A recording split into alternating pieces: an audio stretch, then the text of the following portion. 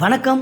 இன்றைக்கி என்ன வீடியோ பற்றி பார்க்க போகிறோம்னா பேட்டரியை பற்றி தான் சொல்ல போகிறேன். இந்த வீட்டில் என்ன கம்ப்ளைண்ட் ஆகிடுச்சுன்னா பேட்டரி வந்து சரியாக சார்ஜிங் எடுக்கல, கரண்ட் ஆஃப் ஆகிட்டே இருக்குது, லோ பேட்டரி இண்டிகேஷன் காமிச்சிட்டேன்னு கூப்பிட்டுருந்தாங்க. போய் செக் பண்ணி பார்த்தோம், பேட்டரியோட லெக்கு வந்து இந்த மாதிரி பவுடர் மாதிரி படிஞ்சிருந்தாவே உங்களுக்கு பேட்டரி போயிடுச்சுன்னு அர்த்தம் கிடையாது. அதை க்ளீன் பண்ணிட்டு போட்டாலே சரியாக மேக்ஸிமம் சரியாக போயிடும். பேட்டரி போயிடுச்சுங்கிற காரணம் எப்படி தெரிஞ்சுக்கிறதுனா பேட்டரியோட ரெண்டு பக்கமும் கை வச்சு தேய்ச்சி பாருங்கள். தேய்ச்சி பார்க்கும்பொழுது உங்களுக்கு பேட்டரி வந்து ஃப்ளாட்டாக இருக்கணும், கையில் வச்சு தேய்க்கும்போது ஃப்ளாட்டாக இருக்கணும்.